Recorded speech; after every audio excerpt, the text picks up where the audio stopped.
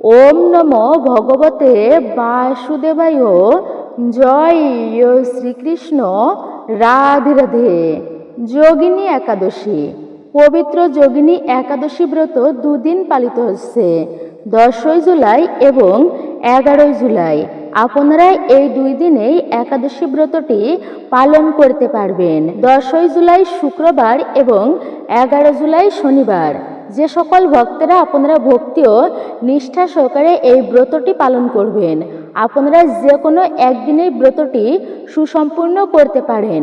তবে বিশেষ করে 11ই জুলাই, হ্যাঁ 11ই জুলাই, এই যে শনিবার দিনটি যোগিনী একাদশী ব্রতের বিশেষ পবিত্র দিন, আপনারা এই দিনেও ব্রতটি সুসম্পূর্ণ আপনারা করতে পারেন। যোগিনী একাদশী ব্রতের বিশেষ দিনে আপনারা এই একটি কার্য করুন, পশু পাখিকে এই একটি খাবার অবশ্যই আপনারা খাওয়ান। এতে নিঃসন্দেহে সংসারের দারিদ্রতা দূরীভূত হবে। আজকের ভিডিওটির মাধ্যমে আমরা সেই বিষয়ে জানার চেষ্টা করব। যোগিনী একাদশী ব্রত বছরে একটা খুবই শ্রেষ্ঠ এবং গুরুত্বপূর্ণ ব্রত হচ্ছে এই যোগিনী একাদশী ব্রত। আপনি কিছু করতে পারেন কিংবা না পারেন, এই কার্যটি অবশ্যই করুন। এতে সংসারে দারিদ্রতা দূরীভূত হবে। আমাদের আজকের ভিডিওটি খুবই গুরুত্বপূর্ণ হতে চলেছে শুধুমাত্র আপনাদের জন্য। নমস্কার, আমি দীপা। দেশ ও দেশের বাইরে থেকে যে সকল দর্শকেরা এই মুহূর্তে ভিডিওটি অন করেছেন, সকলকে সুস্বাগত জানাই রায়কিশোরী দীপা তথা সনাতন ধর্মীয় তথ্যমূলক চ্যানেলে। আমি সর্বদাই চেষ্টা করি সনাতন ধর্মের এরকমই ধর্মীয় তথ্যগুলো আপনাদের সামনে উপস্থাপন করতে, শেয়ার করতে।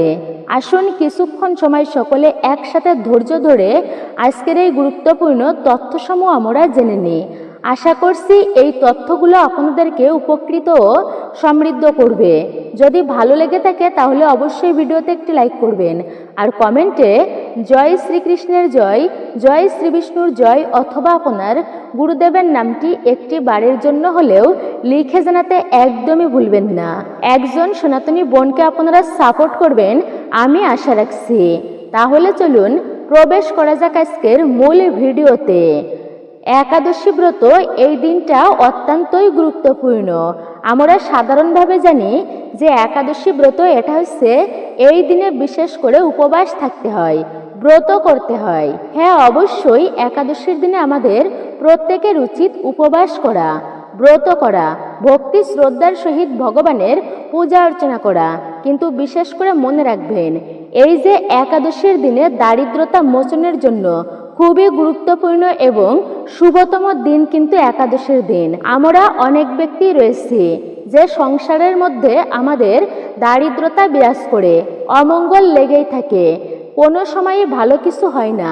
আমরা তার জন্য বিভিন্ন তন্ত্রমন্ত্র করি, কবিরাজ বাড়ি যাই বা বিভিন্ন ধরনের উপায় করে থাকি, কিন্তু তবুও কোনো কিছুই হয় না। এর দ্বারা মানুষের ক্ষতি ছাড়া কখনোই কিন্তু ভালো হয় না এই তন্ত্রমন্ত্রের দ্বারা। কিন্তু আপনারা মনে রাখবেন, এই যে একাদশীর দিনে যদি এই একটি কার্য আপনি করতে পারেন, এতে নিঃসন্দেহে আপনার সংসারের দারিদ্রতা দূরীভূত হবে। দারিদ্রতা কিভাবে নাশ করতে হয় আজকের এই ভিডিওটির মাধ্যমে আমরা সেই শাস্ত্রীয় পন্থা জানার চেষ্টা করব। প্রথমত বলে দিচ্ছি, দারিদ্রতা নাশ করার জন্য প্রতিটা একাদশী ব্রত ভক্তি এবং শ্রদ্ধার সহিত পালন করা উচিত। যেই ব্যক্তি প্রতি একাদশী ব্রত ভক্তি ও শ্রদ্ধার সহিত পালন করে, ভগবানের কৃপায় তার কোনো দারিদ্রতা থাকতে পারে না। দারিদ্রতা বলতে বা অভাব বলতে আমরা বুঝি কি? জীবনে মনে রাখবেন, প্রত্যেকটা মানুষ হয়তোবা যে কোনো ক্ষেত্রে ধনী, কিন্তু তার কোনো না কোনো দিক থেকে অভাব কিন্তু আছেই। সে যতই ধনী ব্যক্তি হোক না কেন, সেও কিন্তু অসুখী জীবনে। এই যে জগতে জীবনে কিন্তু কেউই প্রকৃতভাবে কখনোই সুখী হতে পারে না। কিন্তু যারা ভগবানের উপাসনা করে, ব্রত করে, ভগবানের ভক্ত, সৃষ্টিকর্তার সাধনা করে, তাদের প্রকৃতই বলা হয়েছে এই সমস্ত ব্যক্তিদের ভগবানের বিশেষ কৃপা জীবনে তাদের বর্ষিত হয়। জীবনে কোনো দুঃখ থাকে না তাদের, সকল দুঃখ ভগবান হরণ করে নেয়। তো আমরা একটা বিষয় হচ্ছে যে একাদশী করতে না পারলেও হ্যাঁ, অবশ্যই আমরা অনেক সময় আছে যে বিভিন্ন শুভ তিথি থাকে, শুভ দিন থাকে, তবু আমরা একাদশী করতে পারি না। সনাতন ধর্মে বিশেষ করে যে একাদশী, মাসে 2টা একাদশী পড়ে, একটা পড়ে কৃষ্ণপক্ষে আর একটা পড়ে বিশেষ করে শুক্লপক্ষে। অমাবস্যা, একটা পূর্ণিমা তিথি, এই সমস্ত ভালো ভালো দিনগুলো, বিশেষ দিনগুলো যদি আমরা বিশেষভাবে সারা দিনে বা সারা মাসে ভগবানের প্রতিদিন পূজা অর্চনা করতে না পারলেও এই যে সমস্ত শুভ তিথি, শুভ দিন রয়েছে, এই দিনগুলো বিশেষ করে পালন করা উচিত, একাদশী ব্রত পালন করা উচিত। এবং এই যে পূর্ণিমা, অমাবস্যা, এগুলোকেও বিশেষভাবে গুরুত্বের সহিত অবশ্যই দেখা উচিত এই সমস্ত দিনে। এতে কি বলা হয়েছে জানেন? জীবনে মঙ্গল করবার, অর্থাৎ নিজের জীবনে যদি আপনি মঙ্গল লাভ করতে চান, তাহলে অবশ্যই এই শুভ দিনে আপনি ব্রত উপবাস রাখবেন নিষ্ঠা ভক্তির সহিত, অমঙ্গল দূরীভূত করার জন্য। এই সমস্ত দিন কিন্তু খুবই গুরুত্বপূর্ণ এবং শুভ দিন। আমরা প্রথমেই জেনে নিই যে এই যোগিনী একাদশী ব্রত আপনারা কোন দিন পালন করবেন। আপনারা বিশেষ করে 10ই জুলাই শুক্রবার পালন করতে পারেন এবং 11ই জুলাই শনিবারও পালন করতে পারেন। আপনারা যে সমস্ত ব্যক্তিরা 10ই জুলাই শুক্রবার দিন এই যোগিনী একাদশীর উপবাস ব্রত পালন করবেন, সেই সমস্ত ব্যক্তিরা আপনারা 11ই জুলাই শনিবার দিন এই ব্রতের পালন সুসম্পূর্ণ করবেন। আর যে সমস্ত ব্যক্তিরা আপনারা 11ই জুলাই শনিবার এই ব্রতের উপবাস রাখবেন, সেই সমস্ত ব্যক্তিরা আপনারা 12ই জুলাই রবিবার এই যোগিনী একাদশী ব্রতের পালন সুসম্পন্ন করবেন। আপনি যেদিনেই ব্রত রাখুন না কেন, পালন কিন্তু খুবই একটা গুরুত্বপূর্ণ বিষয়। যদি সঠিক সময়ের মধ্যে পালন না করেন, তবে কিন্তু আপনার ব্রতের যে পুণ্য ফল, সেটি কখনোই আপনারা লাভ করতে পারবেন না। শুভ দিন আমরা বিশেষ করে একাদশীর দিনে আপনারা ভুল করেও এই দিনে কাউকে কিন্তু অন্ন দান করবেন না। এই যে যোগিনী একাদশী ব্রত বছরের একটা শ্রেষ্ঠ ব্রত এবং এই গুরুত্বপূর্ণ ব্রত আমরা অনেকেই রয়েছি যে জীবনে একটুকু ইচ্ছা বৈষ্ণব সেবা দেব, একটুকু ইচ্ছা আছে যে ব্রাহ্মণদেরকে ভজন করাবো। বলা আছে একজন ব্রাহ্মণকে ভজন করালেও অন্তিমে স্বর্গে যেতে পারে, বৈকুণ্ঠ ধাম লাভ করতে পারে, বৈকুণ্ঠ ধামে সেই ব্যক্তির গতি হয়। অন্নদানের উপরে কিন্তু কোনো দান নেই জীবনে। অন্নদান ভজন করানো খুবই শুভ এবং মঙ্গলময় বলা হয়েছে। এবং 88,000 ব্রাহ্মণকে যে সমস্ত ব্রাহ্মণ সৃষ্টিকর্তার উপাসনা করে, এই রকম শুদ্ধাচারী 88,000 ব্রাহ্মণকে ভজন করালে যে পুণ্যফল লাভ হয়, সেই সমান পুণ্যফল লাভ করে ব্যক্তি কেবলমাত্র এই একটি যোগিনী একাদশী ব্রত যদি ভক্তির সহিত পালন করে। এটা ব্রহ্মবৈবর্ত পুরাণে বলা হয়েছে। তাই প্রত্যেকের বলবো, এই একাদশী ব্রতটি আপনারা ভক্তির সহিত অবশ্যই আপনারা পালন করবেন, এতে ভগবানের কৃপা লাভ হবে। তো এই যে যোগিনী একাদশী ব্রত, মূলত কিন্তু একাদশীর দিনটা ভগবানের উদ্দেশ্যেই পার করা উচিত। আর যোগিনী একাদশী ব্রত দান, ধ্যান ও তপস্যার জন্য শ্রেষ্ঠ। তবে এই দিনে পঞ্চরবিশস্য আপনারা কাউকে দান করবেন না। কিন্তু ব্রত আপনারা পালন করলেন, ব্রত ভঙ্গ কিভাবে করতে হবে এবং কোন নিয়ম অনুসরণ করতে হবে ব্রত ভঙ্গ করার সময়, ব্রত করবেন আপনারা বিশেষ করে ওই যে বললাম যে সকল ব্যক্তিরা 10ই জুলাই আপনারা শুক্রবার ব্রত রাখবেন, তারা শনিবার ব্রত ভঙ্গ করবেন। আর যারা শনিবার 11ই জুলাই ব্রত রাখবেন, তারা বিশেষ করে রবিবার ব্রত ভঙ্গ করবেন। একাদশী ব্রত যেহেতু এইবার 2 দিন পড়েছে, তো আপনারা বিশেষ করে যেই দিনেই উপবাস থাকুন না কেন, ব্রত কিন্তু সঠিক নিয়মে আপনারা ভঙ্গ করবেন। পালন কিন্তু খুবই একটা গুরুত্বপূর্ণ বিষয়। আপনারা অবশ্যই সঠিক নিয়মেই পালন সুসম্পূর্ণ করবেন সঠিক সময়ের মধ্যেই। প্রথমে আমরা জেনে নিচ্ছি সেই ব্রত কখন আপনারা ভঙ্গ করবেন, মানে কখন আপনারা পালন করবেন। পালন মূলত আপনারা ব্রতের পরের দিন করবেন। যেদিনে আপনারা ব্রত রাখুন না কেন, তার পরের দিন আপনারা পালন করবেন যোগিনী একাদশী ব্রতের। আর এই পালন আপনাদেরকে করতে হবে এই সময়ের মধ্যে। সকাল 5:15 থেকে শুরু করে আপনারা 9টার মধ্যে পালন কার্য সুসম্পূর্ণ করে নেবেন। এই বিশেষ সময়ের মধ্যে যোগিনী একাদশী ব্রতের আপনারা পালন করে নেবেন। অনেকেই রয়েছেন বিদেশে থাকেন, তাদেরকে বলবো আপনাদের স্থানের আশেপাশে যদি কোনো ইস্কন মন্দির থাকে তাহলে সেখানের চার্ট আপনারা দেখে নেবেন, অথবা আপনারা পঞ্জিকা দেখে নেবেন।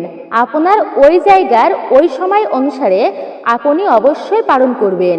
এটা আমাদের বঙ্গদেশীয় বা ভারতীয়রা পালন করে থাকবেন। আর একটা বিষয় হচ্ছে, একাদশী ব্রতের আগের দিনে ভালো করে দন্তধাবন করবেন। যদিও অনেকেই জানেন যে কিভাবে ব্রত পালন করতে হয়, তারপরেও বলে দিচ্ছি। একাদশীর আগের দিনে, দশমীর দিনে নিরামিষ খাবার সকলকেই গ্রহণ করতে হয়, সংযম পালন করতে হয়। মানে যে খারাপ মুখের ভাষা, খারাপ যে ভাষা প্রয়োগ করে অনেকেই গালিগালাজ করে, এগুলি কিন্তু করা কখনোই উচিত নয়। আজে বাজে কথা বলা উচিত নয়। এবং একাদশীর আগের দিনে অবশ্যই আপনারা চেষ্টা করবেন রাত্রি 12টার আগে খাবার গ্রহণ করতে। এখন অনেকেই বলে থাকে যে সাধারণত দিনের শুরু ব্রহ্ম মুহূর্তের সময় থেকে, তাহলে কেন রাত্রি 12টার আগে খাবো? মূলত দিনের যে শুরুটা ব্রহ্ম মুহূর্তের সময় হলেও যখন আমরা খাবার খাই তখনই কিন্তু সেই খাবারটা আমাদের পেটে থেকে যায়। তাই বলা হয়েছে রাত্রি 12টা, এমনকি ভালো হয় রাত্রি 11টার আগে যদি আপনি খাবার খেয়ে তার দন্ত ধাবন করে নিতে পারেন। ওই সময় দন্ত ধাবন কেন করবেন? কেননা আমাদের দাঁতের গোড়ায় অনেক সময় হয় কি খাবার আটকে থাকে, তো সেই খাবারগুলো মানে একাদশীর দিনে যদি আপনার পেটে যায় তাহলেও কিন্তু আপনার ব্রতের দোষ লাগে, ব্রত পর্যন্ত ভঙ্গ হয়ে যায়। তাই আপনারা অবশ্যই একাদশীর আগের দিনে দন্ত ধাবন করে নেবেন। অবশ্যই আপনারা এই কার্যটি করবেন। কিন্তু আমাদের উপবাসের দিনে আমাদের পঞ্চরবি শস্য ভুলেও কিন্তু গ্রহণ করা একদমই উচিত নয়। আপনি ব্রত করেন কিংবা না করেন, অবশ্যই মনে রাখবেন পঞ্চরবি শস্যকে একাদশীর দিনে বর্জন করতে হবে। যেই ব্যক্তি পঞ্চরবি শস্য একাদশীর দিনে গ্রহণ করে সেই ব্যক্তি পাপ না করলেও সমস্ত পাপের ভাগী হতে হবে তাকে। শাস্ত্রে পাওয়া যায় সুন্দর একটি কাহিনী, যে একবার ভগবান শ্রীকৃষ্ণের মা স্বয়ং যশোদা দেবী, তিনি কিন্তু একাদশীর দিনে অন্ন রন্ধন করতেছিল। ওই সময় বলছেন শ্রীকৃষ্ণ, মা একাদশীর দিনে ভুলেও কখনো অন্ন গ্রহণ করবে না, অন্ন রন্ধন করবে না, কেননা এটা ভয়ানক অপরাধ, মহাপাপের। ভগবানের যদি পার্ষদ হয়, যে ভগবানের কাছের লোক, যদি কিন্তু একাদশীর দিনে সে অন্ন গ্রহণ করে সেই ব্যক্তি সকল পাপের ভাগী হয়। ভগবানের কাছের ব্যক্তি হলেও সে সেখান থেকে দূরে চলে যায়। তাই একাদশীর দিনে মা কখনো অন্ন গ্রহণ করবে না, এমনকি অন্ন রন্ধনও করবে না। তখন যশোদা মা সেই একাদশীর দিনের খাবার ফেলতে গিয়েছে। কোথায় ফেলবে? প্রথমে গিয়েছে সে গঙ্গা নদীতে। তো গঙ্গা দেবী বলল যে মা, আমি এই খাবার গ্রহণ করতে পারবো না, একাদশীর দিনে অন্ন গ্রহণ করা ভয়ানক পাপের, তো আমি এই খাবার গ্রহণ করতে পারবো না আজ। তাই এই অন্ন যেই স্থানেই ফেলতে যাচ্ছে সেই স্থানের দেবদেবী বা দেবতা উঠে তাকে বলতেছে, এখন আমরা খাবার খেতে পারবো না, তুমি এই অন্ন এখন এখানে ফেলো না মা। একাদশীর খাবার কেন? কেননা একাদশীর খাবার গ্রহণ করাও মহাপাপের। একাদশীর দিনে অন্ন তথা পঞ্চরবি শস্যের মধ্যে পাপ পুরুষ অবস্থান করে। একাদশীর পূর্ণ প্রভাবে সকল স্থান পবিত্রময় হয়ে ওঠে। শুধু ভগবান বিষ্ণু স্থান দিয়েছে যে একাদশীর দিনে সেই ভয়ানক পাপ পুরুষ তুমি শুধুমাত্র পঞ্চরবি শস্যের মধ্যে আশ্রয় গ্রহণ করবে। তো তখন যশোদা মা অবশেষে এই যে বংশী মানে শ্রীকৃষ্ণের হাতে যে মুরালি, সেই মকর যাকে আমরা দেখে থাকি, কৃষ্ণের মুরালির উপর একটা যে মকর, মানে সেই মকর সেই পর্যন্ত অর্থাৎ শেষ পর্যন্ত সেই মকর খাবার গ্রহণ করেছিল যে মা আমি গ্রহণ করতে পারি তোমার এই পাপের অন্ন, একাদশীর খাবার। যদিও এটা ভয়ানক পাপের, কিন্তু শ্রীকৃষ্ণকে আমাকে একটা বর দিতে হবে। কি বর চাই তোমার? যে আমি যেন তার বাঁশির মাথায় স্থান পাই, চিরকাল যেন সেখানে থাকতে পারি। তখন ভগবান শ্রীকৃষ্ণ সেই মকরকে মানে সেই মকর মাছকে আশীর্বাদ করেছিল, চিরকাল তুমি আমার সেই বংশীর মাথায় তুমি থাকবে, মানে বাঁশির মাথায় অবস্থান করবে। তারপরে সেই পাপের অন্ন গ্রহণ করেছিল সেই মকর মাছ। তো যাই হোক, সেটা কিন্তু ভিন্নতার বিষয়। তবে একাদশীর দিনে কখনো কারোর উচিত নয় পঞ্চরবিশস্য গ্রহণ করা। আপনি ব্রত করুন কিংবা না করুন, যদি আপনি ব্রত নাও করতে পারেন, তবুও বলা হয়েছে সবজি রান্না করে খান, পেট ভরে ফল প্রসাদ পান করুন, তবে পঞ্চরবিশস্য এগুলি অবশ্যই ত্যাগ করবেন, বর্জন করা উচিত। একাদশীর আগের দিন কি অবশ্যই সংযম করতে হবে? অনেক সময় বিশেষ করে এই প্রশ্নটা অনেকেই করে থাকেন যে আমি তো বাড়িতে নেই, আমি কাজে থাকি বা দূরে বাস করি, জানি যে সংযম পালন করতে হয়, কিন্তু আমি তো পারি না। দেখা গেছে মাছ মাংস খাওয়া হয়ে যায় বা আমিষ খাওয়া হয়ে যায়। কথা হচ্ছে তাহলে কি ব্রত করা যাবে? প্রথমত হচ্ছে একাদশীর আগের দিন আমাদের প্রত্যেকের উচিত সংযম পালন করা। সংযম মানে হচ্ছে আজে বাজে কথা বলবেন না, নিরামিষ খাবার গ্রহণ করবেন। কিন্তু সংযম যদি বিশেষ করে পালন নাও করতে পারেন, তবুও উচিত একাদশী ব্রত পালন করা। কেননা একাদশী ব্রত যে কোনো অবস্থায় যে কোনো পরিস্থিতিতে একাদশী ব্রত পালন করা যাবে। একাদশীর দিনে পঞ্চরবিশস্য গ্রহণ করলেই তো পাপ হয়, তাহলে কেন? আপনি যদি প্রবাসেও থাকেন, বিশেষ করে যে আপনি দূরে রয়েছেন, তারপরেও কষ্ট করে ব্রত করেন, অবশ্যই আপনারা একাদশীর আগের দিনে সংযম পালন করতে না পারলেও ভুলক্রমেও যদি আপনি সেই দিন সংযমটা পালন করতে না পারেন, যদি আপনার আমিষ খাওয়া হয়ে যায়, তবুও বাধ্যবাধকতা নেই যে আপনি ব্রত করতে পারবেন না। এটা তো ভুলক্রমে হয়েছে, তাই ভগবান নিশ্চয় দেখবেন, ভগবান আপনাকে ক্ষমা করে দেবেন যদি আপনি ভালোভাবে ভগবানের কাছে ভক্তি নিষ্ঠার সহিত প্রার্থনা জানান যে আপনি ভুলক্রমে পরিবেশগত কারণে এমন কার্য আপনার হয়ে যায়। তো সেক্ষেত্রে অবশ্যই আপনি ব্রত করতে পারবেন। যে কোনো অবস্থাতেই হোক না কেন কখনোই ব্রত বাদ দেওয়া যাবে না। বলা হয়েছে যদি অশৌচ হয়, এই একটা প্রশ্ন কিন্তু খুবই গুরুত্বপূর্ণ। অনেকেই আমাদেরকে এমন প্রশ্ন করে থাকেন যে বাড়িতে যদি কেউ মারা যায়, অশৌচ হয়, বিশেষ করে মায়েদের অপবিত্র অবস্থার সময় ব্রত করা যাবে কিনা। মনে রাখবেন, যে কোনো অবস্থায় আমাদের ব্রত করা অবশ্যই উচিত। এমনকি উপবাসের সময় বিশেষ করে আমাদের রাস্তায় বা দোকানে বাজারঘাটে বসে কোনো কিছুই খাবার গ্রহণ করা উচিত নয়। ভালোভাবে এই দিনটা ভক্তির সহিত পালন করা উচিত। আপনি যে অবস্থায় থাকুন না কেন, আপনি অবশ্যই শুদ্ধ অবস্থায় ব্রতটি পালন করবেন। ব্রহ্ম মুহূর্তে উঠে স্নান করবেন, ভগবানের মঙ্গল আরতি করবেন। বিশেষ অপবিত্র অবস্থায়ও মায়েরা আপনারা ব্রত করতে পারবেন। কিন্তু আমরা সনাতন ধর্মাবলম্বীরা বছরে যে 24টি একাদশী ব্রত পড়ে ঠিকভাবে আমরা পালন করতেই পারি না।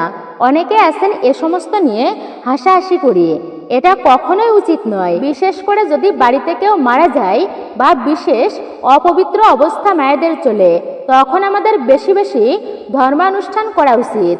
সেই আত্মার প্রার্থনা করা উচিত, সেই আত্মার জন্য, তার জন্য যেন মঙ্গল হয়। আপনারা এই প্রার্থনা করবেন ভগবানের কাছে বিশেষভাবে।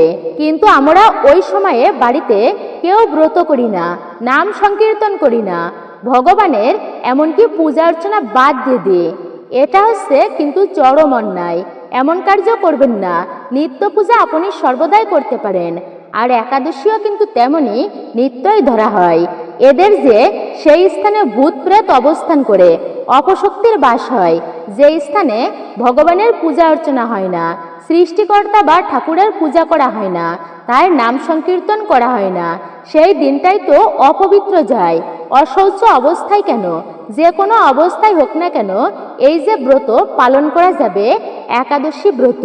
ব্রত যত প্রকার হয়, এই যে যেমন জামাই ষষ্ঠী ব্রত, বৃহস্পতিবারে মা লক্ষ্মীর ব্রত, মা কালীর ব্রত আছে, যেমন শনিবারে শনিদেবের ব্রত, সোমবার মহাদেবের ব্রত, এইরকম করে যত প্রকার ব্রত রয়েছে, সর্বশ্রেষ্ঠ ব্রত হলো এই যে আপনারা একাদশী ব্রত যদি পালন করতে পারেন, এটাকে কিন্তু সর্বশ্রেষ্ঠ শ্রেষ্ঠ বলা হয়েছে। স্বয়ং ভগবানের দিন হচ্ছে এই বিশেষ দিন, তাই এই দিনটা কখনোই আপনারা কোনো অবস্থায় অবহেলা করবেন না। এই সময়ে কি কি খাবার খাওয়া যাবে, কি কি খাবার খাওয়া যাবে না, আপনারা সেই বিষয়টা জানতে পারবেন। আপনারা এই বিশেষ সময়ে সাবুদানা খেতে পারবেন, তবে সেমা চাউল আমাদের ভুলেও খাওয়া উচিত নয়, কেননা তাতে পঞ্চরবিশস্যর সংমিশ্রণ থাকে। সাবুদানা খেতে পারবেন। যে কোনো ফল আপনারা গ্রহণ করতে পারবেন এই ব্রতের দিনে। জগতে ফলের থেকে পবিত্রতম খাবার আর নেই, তাই আপনারা যে কোনো ধরনের ফল খেতে পারবেন। এমনকি যাদের ফল খেয়েও হচ্ছে না, তারা আপনারা সবজি রন্ধন করে, বিশেষ করে কাঠবাদাম, কাজু বাদাম, আপনারা এই যে মিষ্টি কুমড়া, মিষ্টি আলু, আপনারা পেঁপে, কাঁচকলা, এমন ধরনের অনেক প্রকার সবজি রয়েছে, ফুলকপি, এমন ধরনের খাবার আপনারা রন্ধন করবেন সবজি হিসাবে। আপনারা আলুর পায়েস করতে পারেন, আলুর দমও করতে পারেন, আলুর চিপস করতে পারেন। এরকম যে কোনো প্রকার সবজি, সয়াবিনের তেল আপনারা ব্যবহার করবেন না, ঘি দিয়ে অথবা সূর্যমুখীর তেল দিয়ে রন্ধন করবেন। তা ভগবানকে আপনারা ভোগ হিসাবে রন্ধন করে প্রথমেই অর্পণ করবেন, তারপরে আপনারা সেটি প্রসাদী হিসাবে গ্রহণ করতে পারবেন। এইভাবে করে এই সমস্ত খাবার খাওয়া যাবে। তবে একাদশী ব্রতের দিনে যে সমস্ত ব্যক্তিরা সবজি রন্ধন করবেন, ভুলক্রমেও তার মধ্যে যেন শাক, হ্যাঁ, যে কোনো প্রকার শাক আপনারা ব্যবহার করবেন না। সমস্ত প্রকার শাক কিন্তু একাদশীর দিনে বর্জনীয়। যদি আপনি একাদশীর দিনে শাক গ্রহণ করেন, মানে শাক খান, তবে আপনার ব্রত কিন্তু ভঙ্গ হয়ে যাবে। তাই বিশেষ করে আপনি সতর্ক আর সাবধানেই থাকবেন। মনে রাখবেন, সেই সবজিতে আপনারা কখনো বাঁধাকপি, তারপরে হচ্ছে পুঁই শাক, আপনারা এগুলি কিন্তু ভুলক্রমেও ব্যবহার করবেন না। আর একটা বিষয় হচ্ছে, বিশেষ করে এই সবজিটি খাবেন না, আর তা হচ্ছে বেগুন এবং সিম, মটরশুঁটি। এগুলো কিন্তু সেই সবজির ভিতরে, আপনি যে সবজিটা রন্ধন করবেন তার ভিতরে ভুলেও কিন্তু দেওয়া যাবে না। এই একাদশীর দিনে এই সমস্ত খাবার বর্জন করতে হবে। পুঁই শাক, বরবটি, বাঁধাকপি, সিম, মটরশুঁটি, আপনারা ভুলেও কিন্তু এগুলি ব্যবহার করবেন না। আর হচ্ছে ছত্রাক মাশরুম, এগুলি কিন্তু আপনারা ভুল করেও এই দিনে ব্যবহার করবেন না। পঞ্চরবিশস্য আমরা তো জানি, কিন্তু এগুলো তো বর্জন করতেই হবে। তারপরে হচ্ছে ফলমূল খেয়ে আপনারা ব্রত অবশ্যই সুন্দরভাবে আপনারা পালন করতে পারেন। আর একটা বিষয় হচ্ছে, মনে রাখবেন, এই একাদশীর দিনে যে কার্যগুলো একদমই কিন্তু করা উচিত নয়, মানে বর্জন করতে হবে। তার মধ্যে প্রথমত হচ্ছে ক্ষৌরকর্ম। একাদশীতে ক্ষৌরকর্ম করা শুধুমাত্র একাদশীর দিনেই নয়, কিন্তু একাদশী, দ্বাদশী, পূর্ণিমা, অমাবস্যা, এই সমস্ত দিনে যে সমস্ত ব্যক্তি ক্ষৌরকর্ম করে, সেই ব্যক্তির প্রতি গ্রহের দোষ লাগে। আর আমরা অনেকেই জানি, গ্রহ দোষ যার জীবনে থাকে তার জীবনে কখনোই কিন্তু ভালো কিছু কখনোই হয় না। জীবনে একটা অশুভ পিছনে লেগেই থাকে। তাই বলা হয়েছে, পিছুটান কিন্তু থেকেই যায়। তাই আপনারা এমন দিনে কখনোই কিন্তু কোনো ক্ষৌরকর্ম করবেন না। গ্রহ দোষ থেকে অবশ্যই মুক্ত লাভ করতে পারবেন। এই সময় চুলদাড়ি, নখ কাটা সম্পূর্ণ আপনারা এড়িয়ে চলবেন। আপনারা এই একাদশী ব্রতের দিনে কারোর নিন্দা করবেন না। পরনিন্দা, পরচর্চা ভুলেও করা উচিত নয়। তবুও বলা হয়েছে, আপনারা বিশেষ দিনে তো করবেনই না। আমাদের সনাতন ধর্মাবলম্বীদের মধ্যে একটা বিশেষ বিষয় লক্ষ্য করা যায়, যে একটা চায়ের দোকানে অনেক ব্যক্তিরা বিশেষ করে জড়ো হয়ে থাকে সকালবেলা বা বিকালবেলা। তখন তারা কি করে, চায়ের কাপে চুমুক দেয়। গ্রামে কিন্তু এটা বেশি হয়, বেশি দেখা যায়। যে কোনো ব্যক্তি তারা কিন্তু বিভিন্ন ধরনের কথা শুরু করে দেয়, যে কে কি করেছে, কি করেছে, কোথায় কি হয়েছে, এমন কিন্তু নিন্দনীয় কার্য তারা সমালোচনা করতে শুরু করে। মনে রাখবেন, এই নিন্দা কিন্তু কখনোই করা উচিত নয়। যারা বেশি অপরের নিন্দা করে, অপরের দোষ খুঁজে বেড়ায়, তাদের জীবন কিন্তু ততটা ভালো কিছু হয় না। তাদের জীবনে সেই ব্যক্তি ততটা আগাতে পারে না জীবনে। অনেকে আছে মায়েরা, বিশেষ করে মায়েরা, যে 5-6 জন ব্যক্তি এক জায়গায় জড়ো হয়, তারাও বিভিন্ন নিন্দা শুরু করে দেয়। আপনারা এমন কার্য করবেন না। আপনাদের সমস্ত পুণ্যফল পর্যন্ত নষ্ট হয়ে যেতে পারে এই নিন্দা করার ফলে। তাই আমাদের উচিত, বিশেষ করে সনাতন ধর্মাবলম্বীরা, আপনারা এই শুভ দিনে এক জায়গায় বসলেও কখনো কারোর নিন্দা করবেন না, বরঞ্চ তার ভালো গুণের আপনারা প্রশংসা করুন। যেই ব্যক্তি ভালো গুণের প্রশংসা করে তার মধ্যেও সেই ভালো গুণটা প্রকাশ পায়। তাই আপনারা ব্যক্তিদের সবসময় ভালো গুণের দর্শন করবেন, অপরের দোষ দর্শন করবেন না। তার মধ্যে সেই দোষটি বিশেষ করে প্রকাশ পায়। যেই ব্যক্তি অপরের দোষগুণ খুঁজে বেড়ায়, আপনারা ভালো গুণের অবশ্যই দর্শন করুন, ভালো কিছু খোঁজ করুন, যাতে আপনার জীবনেও সেই ভালো কিছু প্রবেশ করতে পারে। একটুকু হলেও কিন্তু আপনি অবশ্যই ভালো ফল পাবেন। সবসময় অপরের ভালো বিষয় দর্শন করা উচিত। আপনারা চেষ্টা করবেন এই পবিত্রতম দিনে শারীরিক সঙ্গ না করা, ব্রহ্মচর্য ধর্ম অবশ্যই আপনারা পালন করবেন। অনেকে আছে যে এই যোগিনী একাদশী ব্রতের বিশেষ মাহাত্ম্য কথা শ্রবণ করে না। মনে রাখবেন, যদি মাহাত্ম্য কথা শ্রবণ না করেন তাহলেও আপনার ব্রতটি অসম্পূর্ণ থেকে যাবে। এরপরে হচ্ছে, আমরা দারিদ্রতা দূরীভূত করার জন্য যে খাবারটি অবশ্যই আমাদের পশু পাখিদেরকে খাওয়ানো উচিত, সেই বিষয়টা আমরা জেনে নেব। তো আসুন আমরা প্রথমেই জেনে নিই যোগিনী একাদশী ব্রতের মাহাত্ম্য কথা। ভক্তি ও মনোযোগ সহকারে আপনারা শ্রবণ করবেন। শ্রবণ মঙ্গলম, শ্রবণেও বিশেষ লাভ হয়ে থাকে। অন্তিমে সেই ব্যক্তি বৈকুণ্ঠ ধাম পর্যন্ত প্রাপ্ত করে থাকে। আষাঢ় মাসের কৃষ্ণপক্ষের এই একাদশীর মাহাত্ম্য যুধিষ্ঠির শ্রীকৃষ্ণ সংবাদে বর্ণিত আছে। যুধিষ্ঠির মহারাজ বললেন, হে বাসুদেব, আষাঢ় মাসের এই যে একাদশী কৃষ্ণপক্ষিয়া একাদশীর মাহাত্ম্য কৃপাপূর্বক আমাকে বলুন। ভগবান শ্রীকৃষ্ণ তখন বললেন, হে মহারাজ, সকল পাপ বিনাশিনী এবং মুক্তিপ্রদ এই উত্তম ব্রতের কথা আপনি শ্রবণ করুন। আষাঢ় মাসের কৃষ্ণপক্ষিয়া একাদশী যোগিনী নামে বিখ্যাত। মহাপাপ বিনাশকারী এই একাদশী ব্রত ভবসাগরে পতিত মানুষের উদ্ধার লাভের জন্য একমাত্র নৌকা স্বরূপ। এটি সর্বশ্রেষ্ঠ ব্রত বলে প্রসিদ্ধ। এই প্রসঙ্গে একটি পৌরাণিক কাহিনী তোমাকে বলছি, ভক্তি আর মনোযোগ সহকারে শ্রবণ করো। অলকানগরে শিবভক্ত পরায়ণ কুবের নামে এক রাজা ছিল। তিনি প্রত্যহ শিব পূজা করতেন। তার হেমমালী নামে একজন মালী ছিল। প্রতিদিন শিব পূজার জন্য সে মানস সরোবর থেকে ফুল তুলে এনে যক্ষরাজ কুবেরকে দিত। বিশালাক্ষী নামে হেমমালীর এক সুন্দরী অপরূপা স্ত্রী ছিল। সে এতটাই সুন্দরী ছিল আর সেই হেমমালী তার পত্নীর প্রতি অত্যন্তই আসক্ত ছিল। একদিন সে তার স্ত্রীর প্রতি কামাসক্ত হয়ে পড়ল। রাজভবনে যাবার কথা একদমই ভুলে গেল। বেলা পার হয়ে গেল দ্বিপ্রহর। কুবেরের শিব পূজার সময় পার হয়ে যাচ্ছে। এটা দেখে রাজা কুবের হেমমালীর প্রতি অত্যন্তই ক্রুদ্ধ হলো। অনুসন্ধানে এক দূতকে প্রেরণ করলেন। দূত এসে রাজাকে বলল যে সে গৃহে স্ত্রীর সঙ্গে মত্ত আছে, স্ত্রীর প্রতি তার আসক্তি রয়েছে, আনন্দে মত্ত আছে, ভুলে গিয়েছে সে শিব পূজার কথা।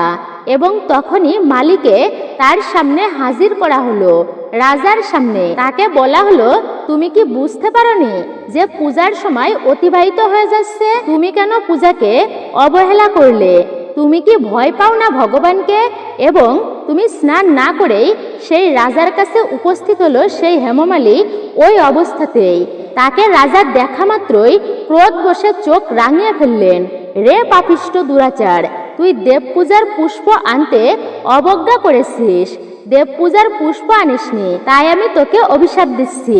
তুই শ্বেত কুষ্ঠ রোগী হয়ে মর্তধামে বিরাজ করবি এবং তোর প্রিয়তম স্ত্রীর জন্য এই যে তুই পূজার কথা ভুলেই গেছিস, ফুল আনার কথা ভুলে গিয়েছিস, তাই তুই তার থেকে পরিত্যাগ, অর্থাৎ তুই আলাদা হয়ে থাকবি, চির বিয়োগ হবে তোর। এমন অভিশাপ পেয়ে হেমমালী সেই স্থান ত্যাগ করলো। আর সেই স্থান ত্যাগ করে সে মর্তধামে তার গতি হলো। হেমমালী কুষ্ঠরোগে আক্রান্ত হলো এবং তার পত্নীর সাথে বিয়োগ ঘটল। স্বর্গভ্রষ্ট হয়ে দীর্ঘকাল যাবৎ কুষ্ঠ রোগ ভোগ সে ভোগ করতে লাগলো। রোগের যন্ত্রণায় সে একদমই রাত্রে ঘুমাতে পারত না, দিনে ঘুমাতে পারত না, সুখে শান্তিতে থাকতে পারত না। এভাবে শীত গ্রীষ্ম প্রচণ্ড বেদনায় সে বহু কষ্টে দিন অতিবাহিত করত। কিন্তু দীর্ঘদিন পর মহাদেবের অর্চনের ফুল সংগ্রহ করার স্বীকৃতির ফলে সে শাপগ্রস্ত হয়েও বৈষ্ণব শ্রেষ্ঠ শিবের আশীর্বাদ লাভ করল। হেমমালী একদিন ভ্রমণ করতে করতে হিমালয়ে তিনি প্রবেশ করলেন। মার্কণ্ডেয় ঋষির আশ্রমে উপস্থিত হলো। মার্কণ্ডেয় ঋষি তার এমন অবস্থা দেখে কুষ্ঠরোগে পীড়িত সপত্নী হারিয়েছে হেমমালী এমন অবস্থায় দর্শন করে ঋষি মার্কণ্ডেয় তাকে জিজ্ঞাসা করলেন, তোমার এমন দশা কেন হয়েছে? তুমি কোন ঘোর পাপ করেছো? কোনো নিন্দনীয় কাজ করেছো তুমি যে কুষ্ঠ রোগে আক্রান্ত হয়েছো? সেই উত্তর দিল, হে মুনিবর, আপনি আমাকে উদ্ধার করুন। রাজা ধনকুবেরের আমি মালি ছিলাম। আমি স্ত্রীর প্রতি আসক্ত হয়ে শিব পূজার কথা ভুলে গিয়েছিলাম। শিব পূজার কথা ভুলে গিয়ে আমাকে এত শাস্তি ভোগ করতে হচ্ছে সেই ধনকুবেরের অভিশাপের ফলে। হে ঋষি শ্রেষ্ঠ, আমি অত্যন্তই অপরাধী। কৃপা করে আমার প্রতি আপনি প্রসন্ন হন। দয়া করে আপনি আমাকে কৃপা করুন। হে মালি, তোমার মঙ্গলের জন্য শুভ ফল প্রদানকারী এক ব্রতের কথা আমি তোমাকে বলছি। অবশ্যই তুমি এই ব্রত ভক্তি আর নিষ্ঠার সহিত পালন করবে।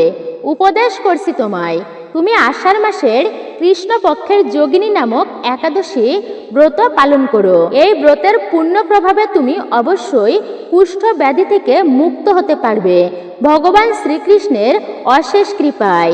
ঋষির কথা মতো হেমমালী আনন্দে ভক্তি নিষ্ঠার সহিত যোগিনী একাদশী ব্রত পালন করল। এইভাবে হেমমালী সমস্ত রোগ থেকে মুক্তি প্রাপ্ত হয়ে স্বর্গে ফিরে গেল এবং তার পত্নীর সহিত জীবনযাপন করতে লাগলো। মহারাজ যুধিষ্ঠির, আমি আপনাকে বললাম, এই ব্রতের উপবাসের মহিমা কীর্তন করলাম। এই ব্রত পালনে ৮৮,০০০ ব্রাহ্মণকে ভজন করালে যে পুণ্যফল লাভ হয় তারই সমান পুণ্যফল লাভ করতে পারবে। যদি কোনো ব্যক্তি মহা পাপও করে, এই ব্রত হচ্ছে পাপ বিনাশকারী। এই ব্রত ভক্তির সহিত পালন করলে তার পাপ তৎক্ষণাৎ বিনাশ হয়ে যাবে। পূর্ণ ফল সেই ব্যক্তি লাভ করতে পারবে। এই ব্রত এতটাই পবিত্র, যোগিনী একাদশী ব্রত কথা ব্রত মাহাত্ম্য পাঠ এবং শ্রবণ করলে অচিরেই সেই সর্ব পাপ থেকে মুক্ত লাভ হয়। তাহলে নিশ্চয়ই বুঝতে পেরেছেন সকলেই, এই ব্রত পালন করলে আমরা কি ফল লাভ করতে পারি। আপনি নিজে এই ব্রত পালন করুন এবং সকলের মাঝে জানিয়ে দিবেন এই যে ব্রতের কথা, যেন আমরা সবাই পালন করতে পারি তা জেনে। এবং এই ব্রতের দিনে অবশ্যই আপনারা দারিদ্রতা মোচনের জন্য মনে রাখবেন, এই কার্যটি আপনারা অবশ্যই করবেন। অনেক সময় আমরা বাড়িতে কুকুর বিড়াল আসলে, কোনো পশু পাখি আসলে তাদেরকে আমরা তাড়িয়ে দিই, আমরা তাদেরকে মারি।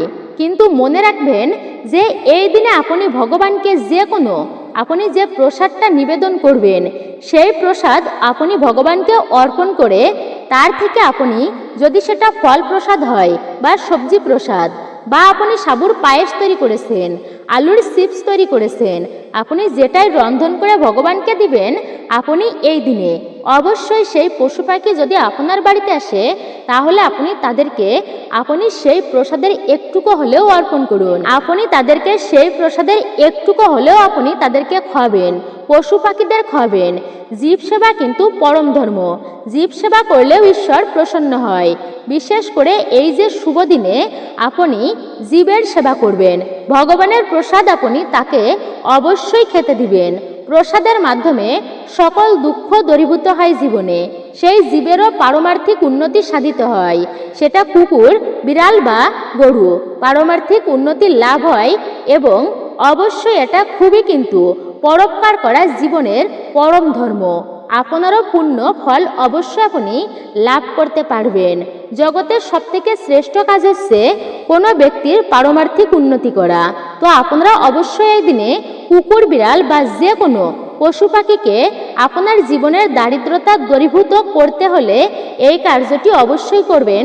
ভগবানের প্রসাদ আপনারা ভক্ষণ করাবেন, অর্থাৎ ভগবানের প্রসাদ সেবা করাবেন। আর আপনারা পারণের দিনে কিন্তু অবশ্যই অন্ন দান করবেন। এই দিনে কিন্তু অন্ন দান করতে হয়, না হলে কিন্তু এই দিনেও পাপের ভাগী হতে হয়। আপনার সাধ্য অনুযায়ী যতটুকু পারেন আপনি অবশ্যই ভোজন করাবেন অন্ন আপনারা এই পারণের দিনে। বিশেষ করে আপনারা এই দিনে মাছ মাংস কিন্তু আহার করবেন না। একাদশীর পারণের দিনে এবং একাদশীর দিনে আপনারা এগুলি এড়িয়ে চলবেন। তামসিক রাজসিক খাবার এড়িয়ে চলবেন। নেশা জাতীয় কোনো দ্রব্য আপনারা ভক্ষণ করবেন না একাদশীর দিনে। একাদশীর দিনে চা কফি পর্যন্ত বর্জনীয়। আপনারা হরলিক্স খাবেন না এই দিনে। আপনারা নিশ্চয়ই বুঝতে পারছেন যে কতটা গুরুত্বপূর্ণ একাদশীর দিন। সাত্ত্বিকভাবে আপনারা দিনটি অবশ্যই পার করুন। ভগবানের আপনারা স্মরণ করুন, নিরন্তর ধ্যান করুন। আপনারা শুধুমাত্র অন্ন বাদে আপনি দান করতে পারেন, কাউকে বস্ত্র টাকা পয়সা আপনি দান করতে পারেন, একটা ফলও আপনি দান করতে পারেন।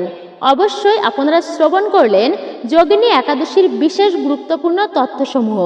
মূলত এটাই ছিল রায় কিশোরী দীপা তথা সনাতন ধর্মীয় তথ্যমূলক চ্যানেলের গুরুত্বপূর্ণ ভিডিওটি আপনার কাছে কেমন লেগেছে মূল্যবান মতামত জানাতে একদমই ভুলবেন না। আর আপনি যদি আমাদের চ্যানেলের নতুন দর্শক হয়ে থাকেন, বিনীত অনুরোধ করছি করজোড়ে চ্যানেলটি অবশ্যই সাবস্ক্রাইব করুন। পাশে থাকার নোটিফিকেশন বেল আইকনটি অল করে দিন। সকলে ভালো থাকুন, সুস্থ থাকুন, পরম করুণাময় ঈশ্বরের অশেষ কৃপায়। আবারও আপনাদের সাথে কথা হবে নতুন কোনো বিষয় প্রসঙ্গ নিয়ে। জয় শ্রীকৃষ্ণ, রাধে রাধে। ওম নমো ভগবতে বাসুদেবায়।